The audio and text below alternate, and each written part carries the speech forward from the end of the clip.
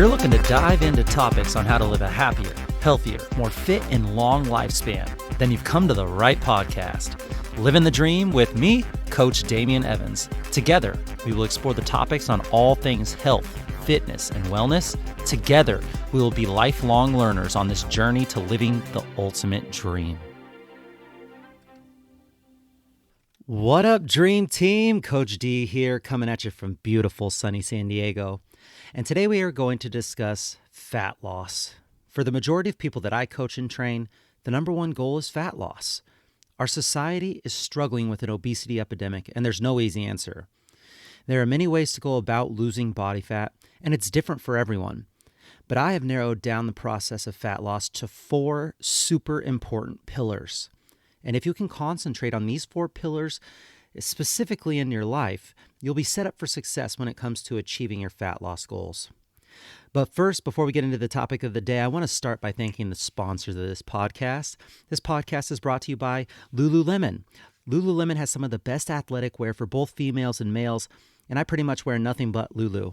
The quality of material and the durability and breathability are perfect for my active life. Another one of our sponsors is Dirt Food.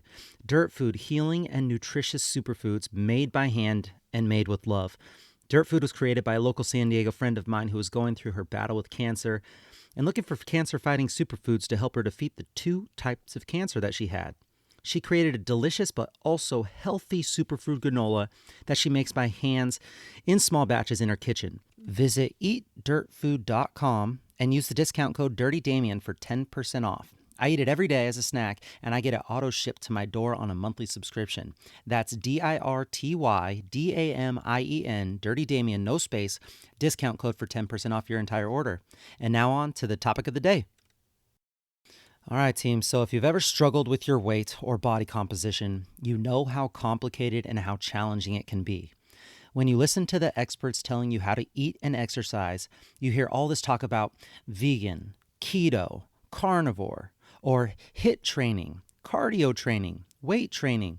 One expert tells you this is the way to do it, and another expert tells you the exact opposite.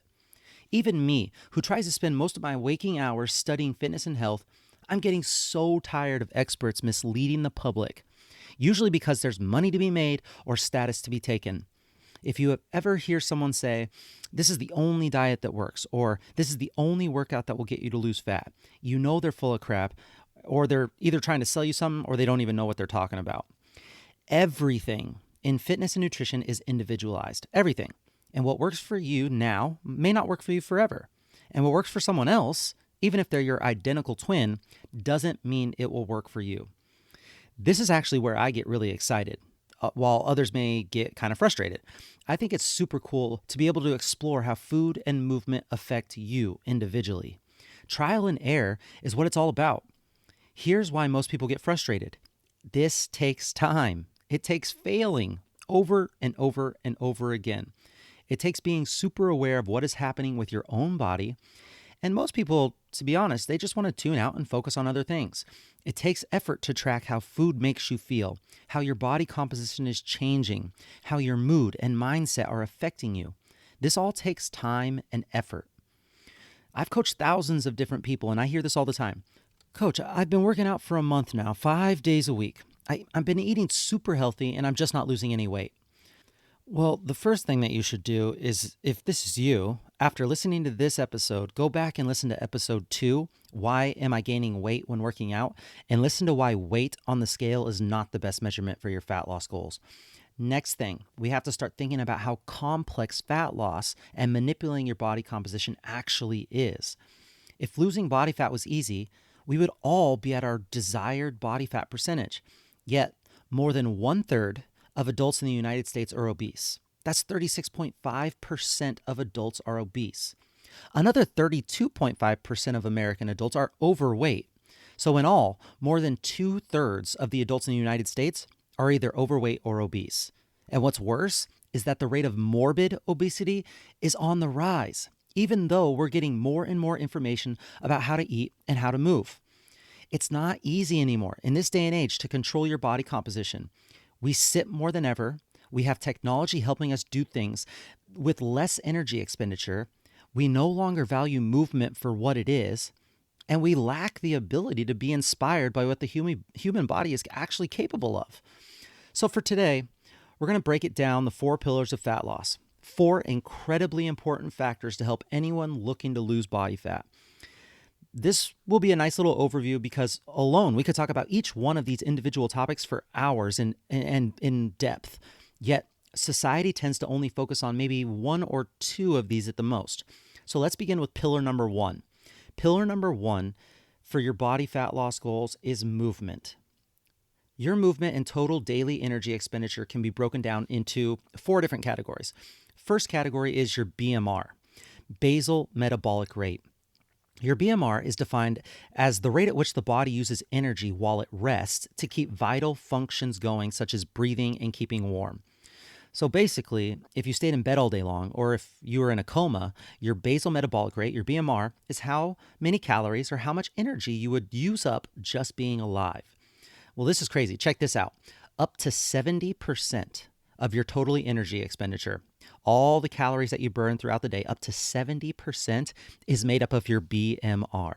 Almost 2/3 of the total calorie burn just coming from you being alive.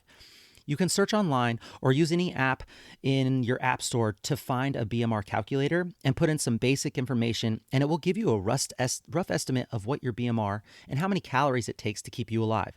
This is tricky though, because you have to be super honest with yourself. It will ask for your age, your gender, your weight, and then it's going to ask you for your daily activity level. Almost everyone reports their activity levels as higher than they really are. So once you get to that part, be super honest with where you are right now.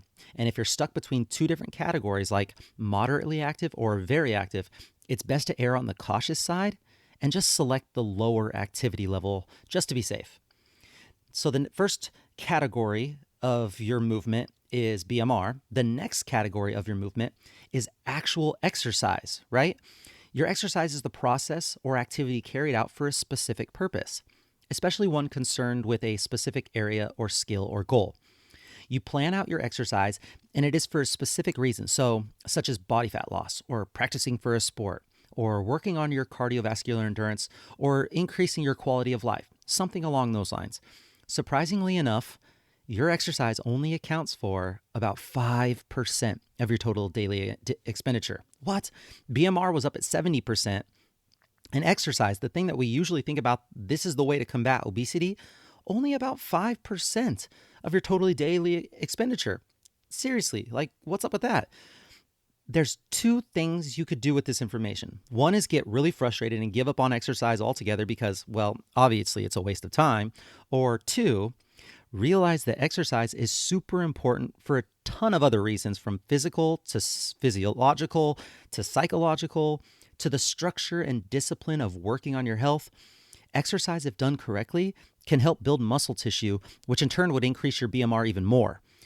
Or it could be a great way to increase your overall daily movement, as well as other benefits, of course, that exercise has to offer that we've mentioned in previous podcasts. So we have the BMR, we have exercise. What else? The third category of movement is NEAT, N-E-A-T, non-exercise activity thermogenesis. NEAT. It's essentially just all the other daily activity and movement that doesn't come from your BMR or your planned exercise. It ranges from the energy expended walking to work, or typing, or performing yard work, or undertaking agricultural tasks, or even fidgeting. That's right, those people that shake their legs when they're in a meeting or tap their fingers when bored, those fidgeters, me being one of them, I'm sorry that I'm annoying sometimes, are burning more calories than those who don't fidget. Check this out. Your NEAT accounts for about 15% of your total daily energy expenditure, 3 times more than planned exercise. That's amazing, right? The other beautiful thing about NEAT is that it's the most easily manipulated category of movement.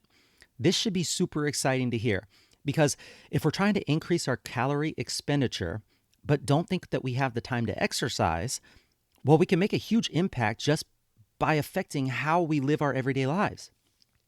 You've heard it all before. Park in the back every single time. Or take the stairs instead of the elevator. Take frequent breaks at work if you have a desk job, to walk to the water fountain or to walk to the bathroom or just to take 5-minute walk to increase your daily movement And as a byproduct, studies show an increase in your productivity as well. We have all heard that we need to move more throughout the day, increasing your steps and your movement. But did we actually know how huge of an impact that really is on our fat loss goals? It's massive and should definitely be focused on more than your planned daily exercise. If you do nothing new with your diet and nothing new with your planned exercise, but make it your goal to have 12,000 steps a day, and also make sure that you're never still for more than 45 minutes at a time, I would bet all the money that I have in my bank account that you'll start to see a shift in your body composition just from increasing your NEAT. So that's 3 categories. You got BMR, you got exercise, you got NEAT, and the last category of movement and your total daily expenditure is the thermic effect of food, TEF, thermic effect of food. About 10% of your total daily expenditure throughout the day is just from digesting and metabolizing your food. The more food you ask your body to digest, the harder it has to work to do those bodily processes, requiring more energy and ATP to be used to make that happen. There is a difference between the thermic effect of what types of food that you eat. So, for example, there's a difference of how many calories it takes to metabolize simple carbohydrates than how many calories it takes to metabolize protein or fiber. The thermic effect of protein, like chicken or steak, or the effect of fiber, like starchy vegetables, can be all the way up to 25% of the total calories ingested. So if I could say that a different way, it uses up a quarter of the total calories consumed just to metabolize and digest those forms of food. That's crazy.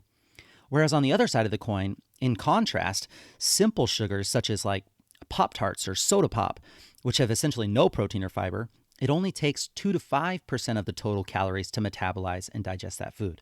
So you're netting over 95% of the calories ingested, whereas if you focus more heavily on protein or fiber, you'd only be netting around 75% of the total calories.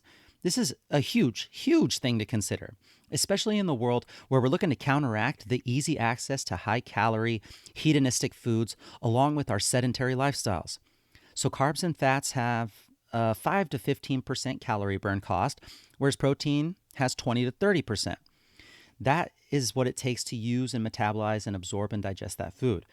So there are a few factors that go into your TEF. Obviously, your age, your gender, your movement throughout the day helping you digest the food, your exercise, your portion size, right? So the larger meals, they take up more energy expenditures to digest than, of course, a smaller meal.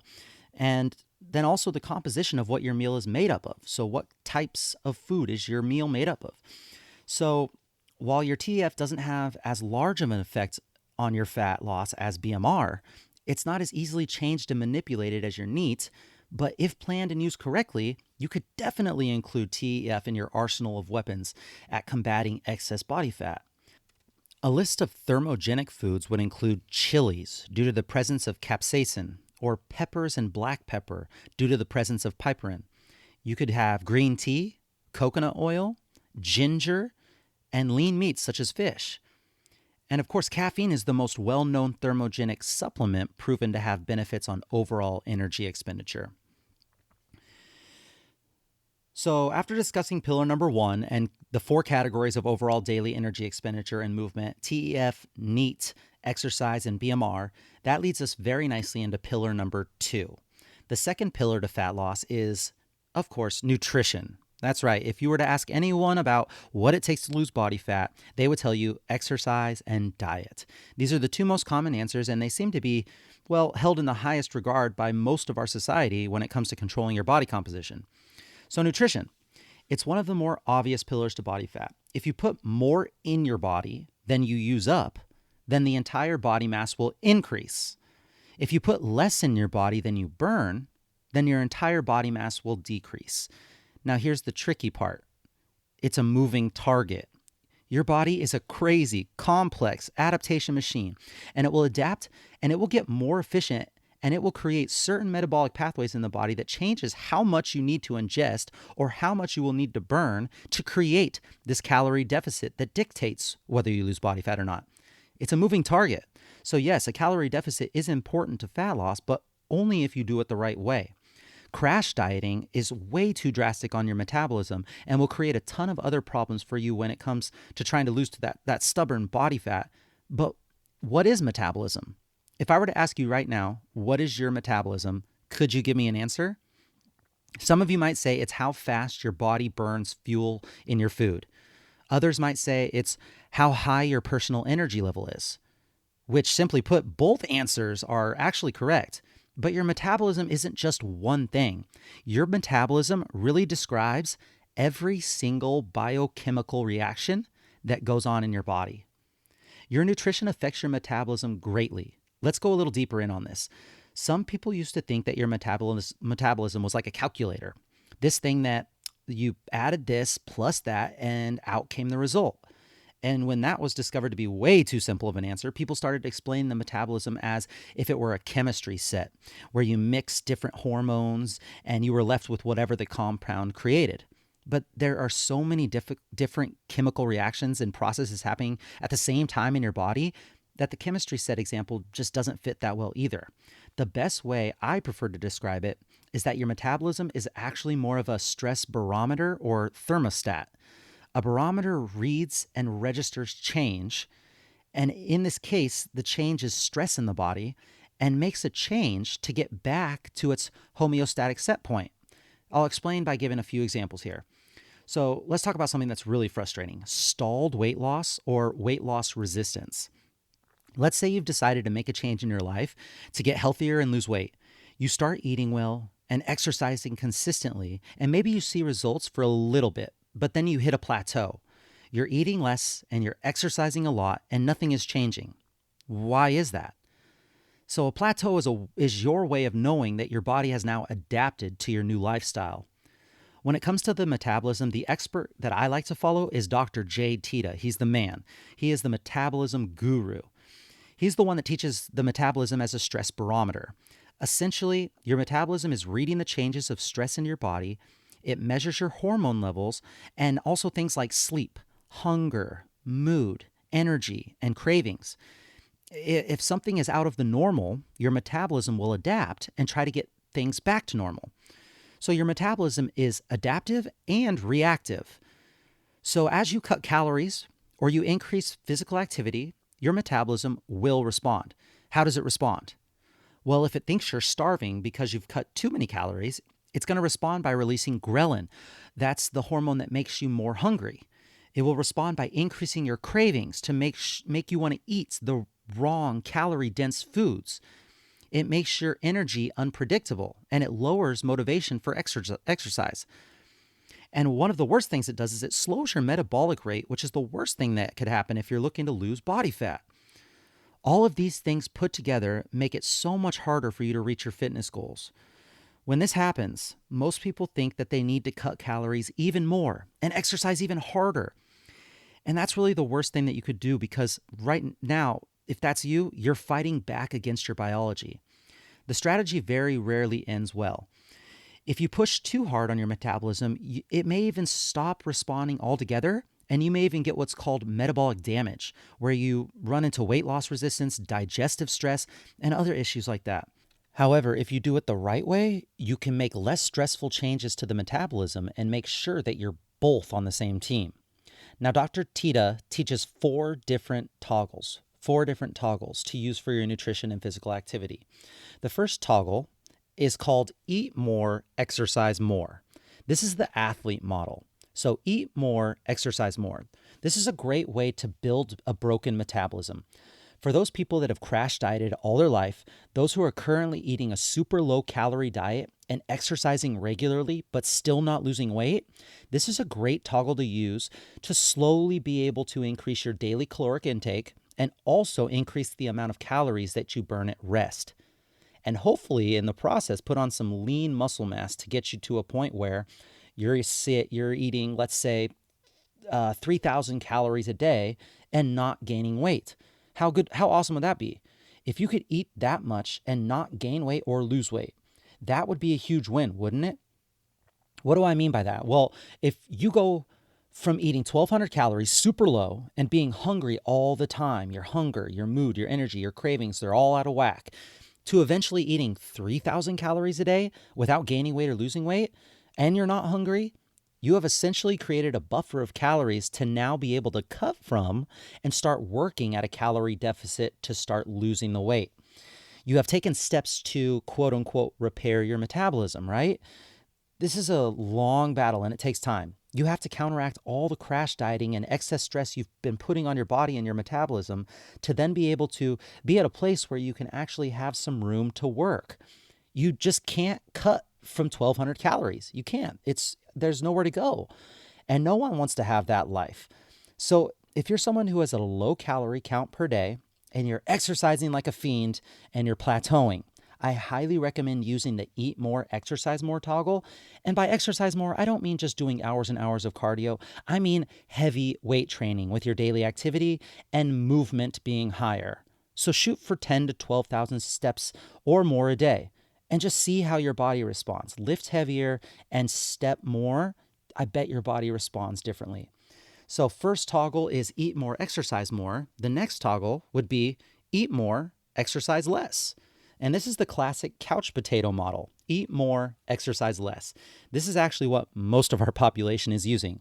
I would use this one sparingly, only because our society is already set up to be on this toggle very easily. I usually use this once a week, such as on a weekend, when I'm having fun with my friends. Some people call it a refeed day. Others call it a cheat day. I personally don't like the phrase cheat day. It implies that we're doing something wrong. I like to say it's a treat meal, if you're going to call it anything. This is actually a great way to focus on other parts of your health too. There's something really important about having a day out with your friends, not stressing and just being so consumed with what you're eating, and consider that an emotional and social health. These are huge factors that go into your overall health. It's when these treat meals turn into treat days, and these treat days turn into treat weeks, and then they just become part of our normal everyday lifestyle. That's when we have a problem, and that's where we are faced with the problems that we have today. So we have Eat More, Exercise More. We have Eat More, Exercise Less. The third toggle is Eat Less, Exercise More. This is the dieter model. This is what we were talking about earlier. This is where most people go right off the bat when they're getting motivated and they want to start exercising for fat loss, and that's okay.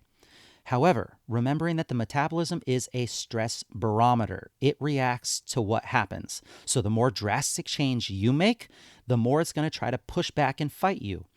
Eat less, exercise more, the dieter model, or the other flip of the coin, the couch potato toggle, those are both huge stresses to the metabolism. You may see short-term success, but the long-term pushback may be something that you'll have to deal with in the near future. I like to throw this in maybe 3 times a week. Eat less, exercise more. This is usually on my busier coaching days where I don't have much time to eat.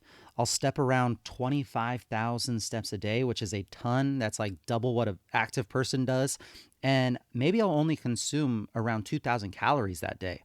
And most of my calories are consumed around the time of my workout that day, which, I mean, as soon as I ingest it, it's being used up for fuel, right? So that's a really, really great way to keep my body fat percentage low. And the last toggle that Dr. Teta teaches about is Eat Less, Exercise Less, the European model. This is typically the European standard where they have tiny meals throughout the day. They walk almost everywhere. They aren't, well, on average, crushing their souls, working out every single day for hours at a time. This is another one of the toggles that isn't a huge stress on the metabolism. It's a more gentler approach to changing up what you've been doing. So think active recovery days. Once or twice a week is good for me. When you're working more on yoga or stretching or foam rolling or nice easy walks out in nature, and maybe you only consume about 50 to 60% of your normal calorie intake. This is a great toggle to throw into, yes, have the metabolic stress barometer react to a change in your behavior, but not to have a super huge rebound effect that the couch potato or the dieter toggles offer. So what you want to consider when playing with these toggles is, are your hormones working for you or are they working against you? Are you always hungry? Is your sleep terrible? Do you have mood swings or trouble controlling your mood? Is your energy out of whack? Or do you have a hard time with cravings? If your sleep, hunger, mood, energy, or cravings are out of check, then it means you're on the wrong path. You need to change something up. That is a sign that your metabolism is fighting against your goals and that you should have a good clue here that the toggle that you're in needs to change. So the goal is to keep your sleep, hunger, mood, energy, and cravings all in check with whatever process you choose to take. All right, so that's the diet and that's the exercise, but what else could possibly be involved in losing body fat? When people come to me and they tell me that they've been eating well and working out hard and cannot figure out why their body fat is not coming off, my next question would be, okay, so you have the obvious pillars down, but do you have pillar number 3 under control? Pillar number 3 is stress. Yes, stress. In a world of nonstop action and constant stimuli, during every second of your waking hours, you have to make sure that you are bringing the right positive stresses into your life while consciously and adequately working through the negative stresses in your life. Stress is more than just an emotion. Stress is actually a physical response that travels through your entire body. A small amount of stress can be a good thing, but if prolonged over time, it can have adverse effects on some of your most important vital organs. When you're stressed, your adrenal glands release cortisol. They release epinephrine, also known as adrenaline, and they release norepinephrine into the bloodstream and make its way to the heart. Cortisol can break down your muscle into glucose, which can stimulate more cortisol release and create a negative feedback loop. Cortisol tells your body to replenish your energy stores with energy-dense foods, causing you to crave comfort foods. It also tells your body to store these excess calories as visceral or deep in body and organ fat. This type of fat doesn't just make it harder for you to fit into your clothes, but it actually releases hormones and immune system chemicals called cytokines, which increase your risk of developing chronic diseases such as heart disease or insulin resistance. Remember that cortisol is not the bad guy. Cortisol in some situations can be good, but when chronic and long-term cortisol, if left uncontrolled in your body, real bad things can happen. Remember, our body is a very complex stress response. It is fundamentally intended to protect us. Back in the hunter-gatherer days, if a tiger was coming to kill us, what happens? A predator approaches you and your stress response kicks in. Adrenaline is there. Your blood sugar starts to rise so that more glucose can get to your brain so you can figure out how to get out of the situation. Your blood pressure starts to go up so more oxygen can get to your brain. Your amygdala goes on high alert so you're hypervigilant to dangers around you. Your blood becomes more prone to clotting, which is super important if you get cut or bit. It could save your life. The problem is we are currently getting the same responses, but from things that aren't life-threatening. Emails, kids, work, social media, TV shows, traffic. It's everywhere. With these small stresses, do any of those physiological responses sound like a good thing? High blood sugar, high blood pressure, always on high alert, blood clotting? Definitely not. Yes, these are all fairly small things in the big picture, but over time, they can accumulate to large problems. Not only does chronic stress have a major effect on our health, but this is where we add up all those tiny small doses of stress throughout the day until you hit this boiling point. That's where it's all boils over into an episode of rage or depression. You know, we've all had those complete meltdown days where it seems to be from something small, but it's not. You've hit a threshold of stress and eventually you're going to hit that boiling point.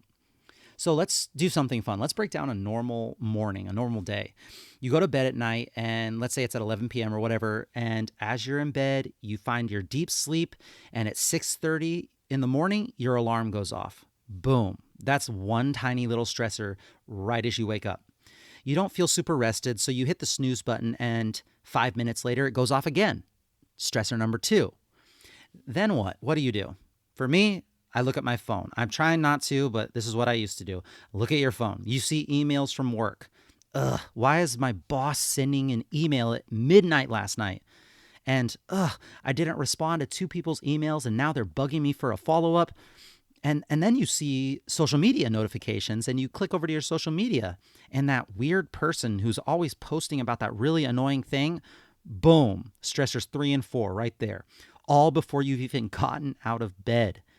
Then you realize that you've been in bed for too long and that you're going to be late for work. Boom, stressor number 5. You can see how these little stresses add up, and by the time you get out of bed and get to work, you've already had a dozen stressors. It's crazy. You only have a certain amount of stressors that you can handle until you hit a threshold and boil over, and serious negative health conditions can occur. When your brain senses stress, it also communicates with what some call the second brain in your gut, your enteric and intestinal nervous system. This stress, along with giving you that butterfly feeling or that stomach drop feeling, it also affects the way you digest food. The rhythmic contractions that move food through your gut are affected and disrupted, which could lead to irritable bowel syndrome and can also make your gut lining more sensitive to acid, causing heartburn and other digestive issues, all from just stressing out. Stress can also change the composition and makeup of your gut bacteria. This is one of the newest topic matters in science when it comes to your health and fitness right now. It's hot, your microbiome. You've heard about it, and it's being studied like nothing else right now. But we still only know very little about your microbiome.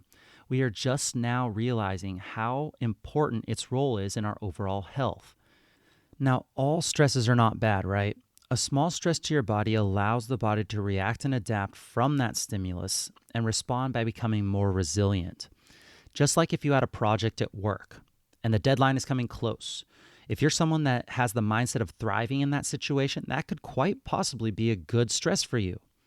Also, obviously, physical activity and exercise is a positive stress on the body when done correctly.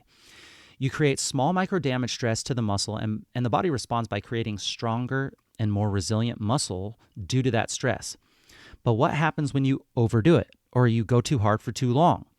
Well, now your body doesn't have the time to rebuild, and all you're doing is breaking yourself down. And soon you'll find that threshold where either injury or burnout occurs. It's all about finding the sweet spot, enough stress to elicit a response for adaptation, but not too much. I will always remember this thing I learned in sports psychology class 101 at Oregon State University. Oh yeah, shout out to the Beavs, #Go Beavs, OSU. But my professor talked about how when you have an event coming up, there are two things to look at: your preparedness and your nervousness. My professor said that you want just the right amount. You want a moderate amount of preparedness and a moderate amount of nervousness, and that's what yields peak results. This was so interesting to me. You could over-prepare and not be worried at all, and your performance wouldn't be as good even though you over-prepared, because that brought down your nervousness, and maybe you were just too relaxed when the time came and you didn't optimally perform. And of course, the opposite could be true, right, too. You didn't prepare at all, and now you're super nervous, and of course your performance is going to suck. It's all about finding the small amount of stress from being nervous, I call it excited, that really brings your A game, along with the moderate amount of being prepared. I loved that. And I always think about that when I'm going to give a speech, or I'm on camera, or I'm about to coach a huge group of people. A little feeling of nervousness is good, and to be prepared, just don't overdo it. That's the sweet spot. Another example of stress to the body is sunlight. Sunlight is so good for the body, and I'm definitely going to go more in depth on light and how good it is for us on another episode. But just think about when you go outside in the sun. Let's say you haven't been out in the sun for months. Either it's been winter or there's no sun, or you've been super busy at work, or whatever the case is. Let's say you haven't been outside in months, and then you were to go outside the next day for 4 hours straight. After not seeing it for months, you're probably going to get sunburned, right? Instead of getting tan, you'll get red, and then you'll burn and you'll peel. You overdid it. That's too much stress that the skin is not adapted to handle.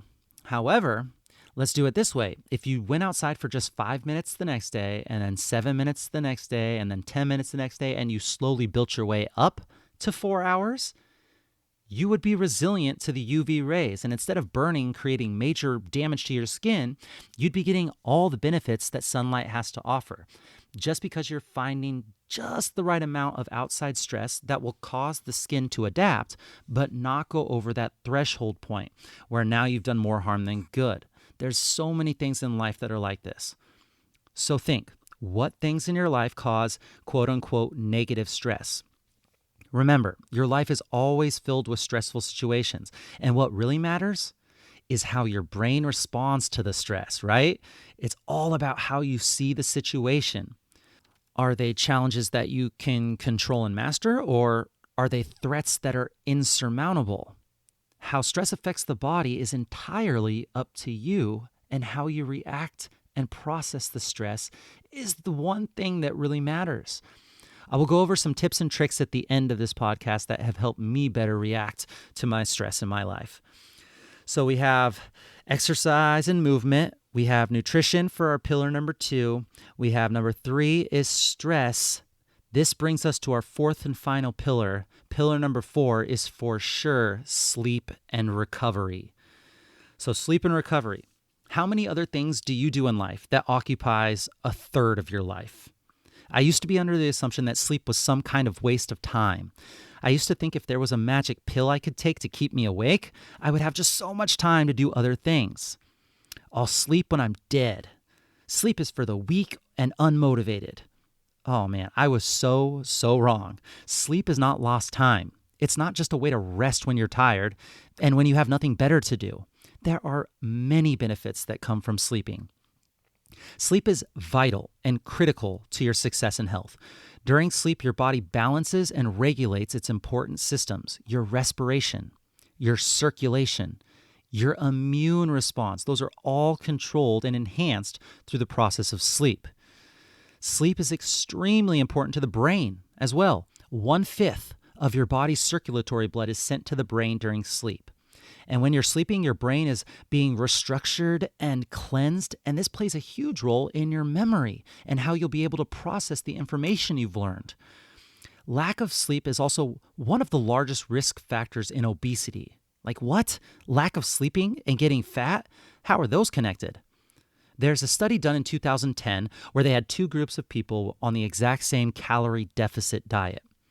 One group got 5.5 hours of shortened sleep, while the other got a full 8.5 hours of nice long sleep. By the end of the 14-day study, the group that got 8.5 hours of sleep lost 55% more body fat than the other group. And here's the crazy part. The 5.5 hour group, the short sleep group, actually lost important and valuable muscle tissue. Here's what the article states, quote, "The 5.5 hour sleep group also had less favorable changes to metabolic hormone levels and substrate and energy use. In addition, participants in the shorter sleep group perceived greater hunger, accompanied by higher ghrelin levels, that the participants than the longer group got. Given that higher ghrelin concentrations may facilitate the retention of fat, and increased hunger could compromise adherence to caloric restriction, these mechanisms may help explain why insufficient sleep could compromise the efficacy of common dietary interventions."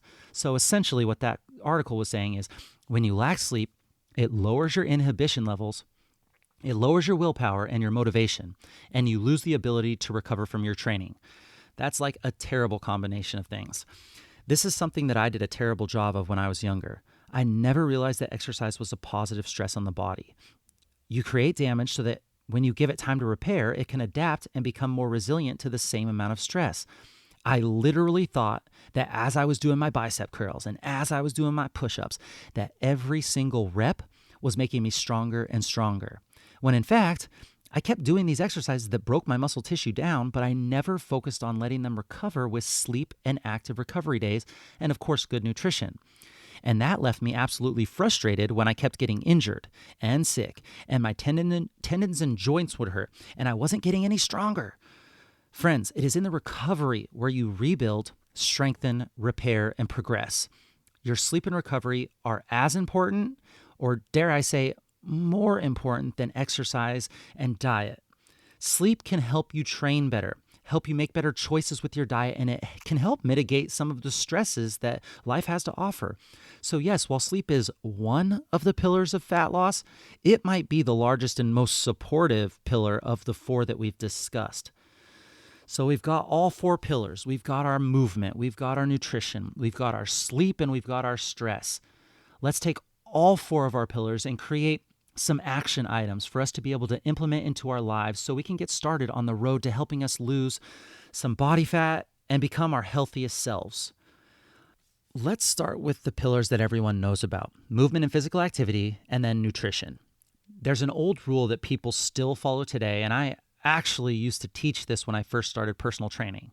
The old rule states that if you take your calories burned from BMR, what you're expending at rest, and you add those calories to your total calorie expenditure from physical activity and exercise, when you get that total number of calorie output, all you have to do is subtract 500 calories from that. And that's how many calories you should be eating per day to lose 1 pound of body fat per week. This would be considered the eat less, exercise more toggle. Now, this math seems pretty straightforward, right? 500 calories a day. If you multiply that by 7, that equals 3,500 calories, which is 1 pound of weight. Notice that I said weight and not fat. This old rule is assuming that you're losing 100% body fat. But I hope if you've learned anything from the previous episodes of this podcast, is that nothing with the body and nutrition and fat loss is ever that simple.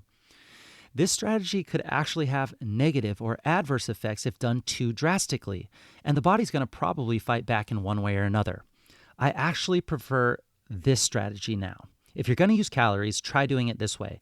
Add up your total calories from BMR and physical activity. And again, you can get these numbers from any BMR calculator, as mentioned before. And then you can either guesstimate your physical activity expenditure by looking at what activity you're doing and the intensity of it, and then how long. And there's charts all over the internet that can help you get a nice calorie guess on how many calories you've expended doing that activity. However, if you're really serious about tracking, I highly recommend an all-day wearable device that tracks your steps, your activity, and your total calorie expenditure. For me, I personally wear the Oura Ring, the Oura ring. It's a low-profile ring that you put on your finger that tracks almost everything that you could need. I don't have any affiliation with Oura, obviously, but I absolutely love their product. It's the best that I've used out of all of them. I've used a ton, but it could be anything from the Fitbit, the iWatch, the Garmin watch, or even just using a heart rate monitor when you're working out. Now, your phone isn't the best route to go because you don't always have your phone, and even if you do, it's kind of inaccurate when it's measuring your steps. You're just looking for something that can give you a more accurate read on how much energy you're actually using. So take 1 to 2 weeks and just see what your calorie expenditure is. Look at the average expenditure for 1 to 2 weeks without changing anything from your normal routine. Your goal for the first 1 to 2 weeks is just to see where you're at. You just want to have an awareness of where your default is. You got to know your baseline so we can know where you're starting, so that we can know where we want to go, right? So once you have your average amount of expended daily calories with your BMR and your activity, I would either start by consuming 200 less calories than that for a week or two, just to see how your body responds. This is giving yourself a tiny caloric deficit to see if all of your hormones are in check. So I would either do that, or I would eat a calorie maintenance, which means I'm eating as much as I'm expending, and I would increase my exercise in the form of heavyweight training just a little bit by doing 3 to 5 sessions per week. So it would look like this, for example. If I took 1 week to look at my average daily calorie expenditure, and it was 2,500 calories with my BMR and my physical activity, what I would do is I would create a calorie deficit of 200, and I would eat 2,300 calories. I would see how that works. Am I hungry? Is my mood unnatural? Are my cravings increasing? Am I getting tired? If any of these things, your hunger, your mood, your energy, your cravings, are negatively impacted by the calorie deficit, that's a sign that you have to attack it a different way. You have to be okay with your hunger, mood, energy, cravings, or else you're fighting against your hormones and your physiology. If your hunger, mood, energy, cravings are all normal from eating that calorie deficit, then maybe you're on the right path and you can experiment with adding in some more movement throughout your day, which would mean increasing your steps and overall daily energy expenditure. Or you could even increase your protein, which will require more energy from your body to metabolize the carbs and fats. Remember your TEF, your thermic effect of food. For me, I recommend going for at least 0.6 to 1.0 grams of protein per pound of body weight. So 0.6 to 1.0. For me, I just do 1.0 grams of protein per pound of body weight to make it really easy. But you could also increase your resistance training volume. So you can start to create and build some of that more energy burning lean muscle mass to help catapult you from an energy efficient burning machine to an energy inefficient calorie crushing machine. Remember, you want to make your body as inefficient as you can, because the more inefficient you are, the more your body has to work to upkeep. And there's nothing more inefficient than dense muscle tissue. I recommend hitting each major muscle group in your body 2 to 3 times per week with heavy resistance training. So the main muscle groups consist of your legs, your back, your chest, your arms, and then, yes, your core, your low back and your abs. So hit each of these muscle groups at least 2 to 3 times per week and hit your protein intake, and you will set yourself up for success to attain some super valuable lean muscle mass tissue, and in turn, some beautiful, safe, and effective body fat loss that will stay off. I would rather you eat a calorie maintenance without starving yourself, so you're eating the same amount of calories than you're using up, and eat the same amount of calories just to maintain a caloric balance, and then throw in some heavy lifting and more daily steps to counteract your weight gain and tip the scales in your favor. Look to increase your daily steps between 10,000 and 12,000 steps or more. I know that's tough. I would rather you do that than to sabotage and shock your body with a huge caloric deficit and a ton of cardio to get the fat loss off. If you do shock your body this way, you may get short-term fat loss and the scale will maybe drop fairly quickly, but I can assure you the stats say that over 90% of the time, it's going to come back. And with this strategy, it's probably going to come back worse than where you actually started. Moving on to how we're going to control our daily chronic stress. I'm obviously not a doctor or a psychiatrist, but I can tell you what's worked for me. My self-care journey started with me making it a goal for myself to go watch the sunset on the beach at least 3 times per week. That was it. I had to watch the sunset 3 times a week on the beach. That was a non-negotiable for me. Whether my friends wanted to go out that night or I had a lot of work to do, I still took an hour out of my day to go sit in nature. I would either listen to music or think or listen to a podcast, or I would take a walk on the sand. Now that hour of just being in nature, well, it shifted a little when I found the app Headspace. I started to work on breathing and doing guided meditation. Headspace is a great beginning app for relaxation. I totally recommend it. You can use the free portion, and it gives you little tutorials and quotes, and it helps you out along the way.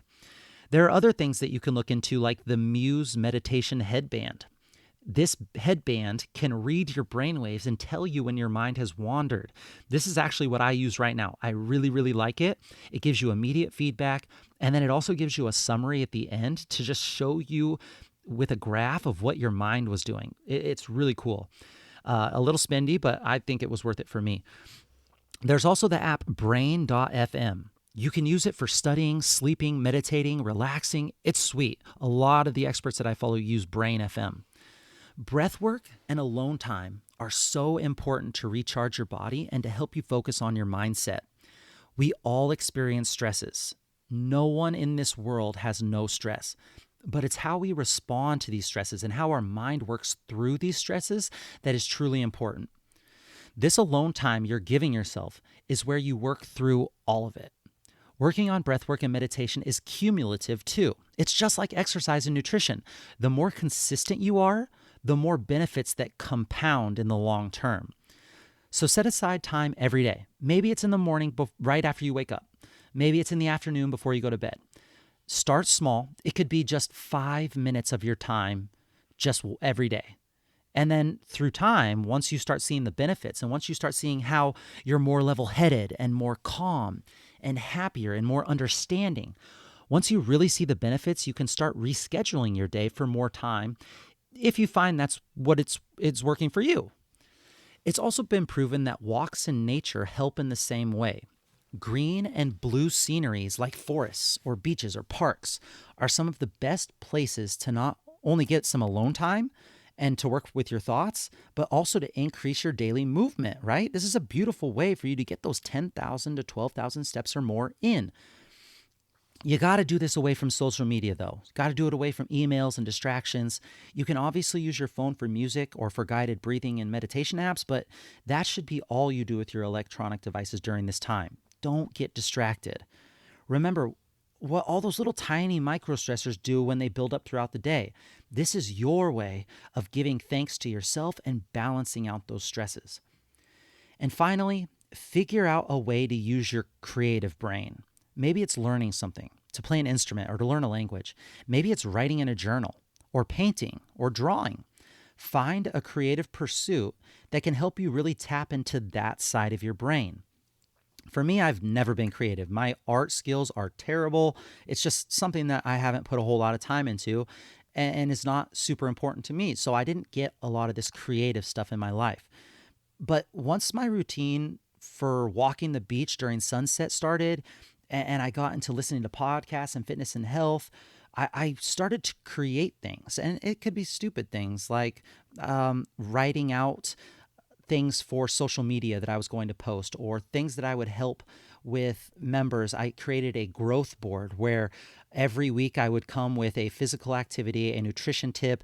I even gave podcast and book recommendations. It was just something creative that really started to help work on that side of the brain. Or if I'm not going to the beach at night, I'm sitting in an isolated, quiet space. For me, I love a hot tub. I could it could be a bath or a sauna or a comfy chair on your patio. You could focus on breath. You could listen to chill music. Even if you have no skills whatsoever, you gotta find something creative and relaxing for yourself to do. Writing, coloring, doodling. There are adult coloring books or stenciled painting canvases that allow us to work creatively and spend time with ourselves from within. It is so important that we build rituals and relaxation into our lives.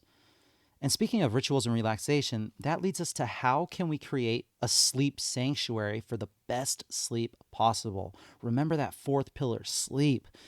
There's a difference between being in bed for 8 hours and actually getting great quality sleep for 8 hours. The person I learned from the most on this is my favorite fitness professional, Shawn Stevenson from the Model Health Show. If you don't listen to Model Health Show yet, I can guarantee it will change your life. Definitely check out the Model Health Show with Shawn Stevenson. Shawn wrote the New York best-selling Time book called Sleep Smarter as well. If you haven't read it, you gotta read it. Pick it up. Sleep Smarter by Shawn Stevenson. He talks about everything you need to know when it comes to getting the best sleep of your life. Things that you want to make sure you're doing with your bedroom, like completely blacking it out. Blackout curtains, even stickers over little LED lights that are around. Any light, you have to black it out. Also, obvious things here. Take the TV out of your room. Take the electronics out of your room. Your room should be for two things and two things only: sleep and sex. Also, on a side note, couples who keep a TV in their bedroom have 50%, that's half as much sex as those who don't have a TV in their bedroom. I'm just saying. This helps with stress relief and physical activity right there. Boom. But back to sleep. You want it as dark as possible. Also, you want it cool, between 60 to 67 degrees. They actually have some really cool inventions nowadays that help keep your bedroom and your bed cool.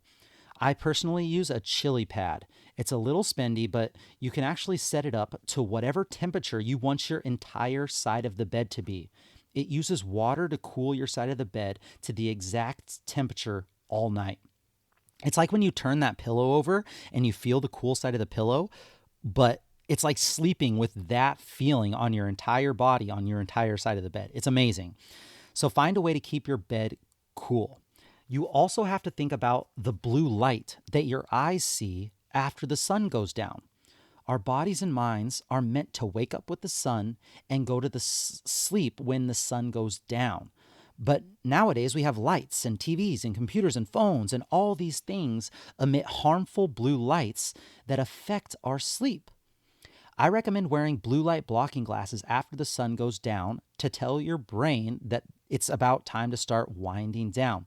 For me, I wear True Dark blue light blocking glasses, True Dark, but there are a ton of different types of glasses out there. There's kinds that you can wear at night and kinds that you can wear during the day. You want to minimize the amount of blue light your eyes see, especially if you're on a computer for work. And this has been proven to give you better quality of sleep, spending more time in the deep sleep and the REM sleep than if you had consumed a bunch of blue light just before bed. And definitely limit your screen time within the final hours of your day. If you watch something that's scary, or a documentary that gets your hormone levels firing, or expose yourself to crazy social media world out there, you're going to be sure that your sleep will suffer. You could also grab a red Himalayan salt lamp and put it in your bedroom, and then turn that on as it gets closer to bedtime.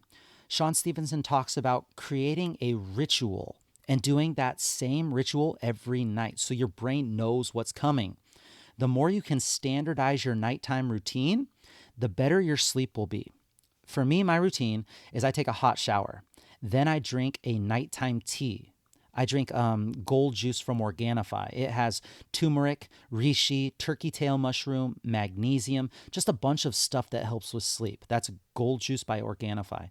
And then I do 20 to 30 minutes of nighttime Yin Yoga, Yin, Y-I-N, where you hold deep stretches for minutes at a time and work on breathing and relaxing. So that's my nighttime ritual. It's helped me get better deep sleep. It's helped my nighttime pains go away. It helps me fall asleep faster and stay asleep longer. So find that routine that works for you.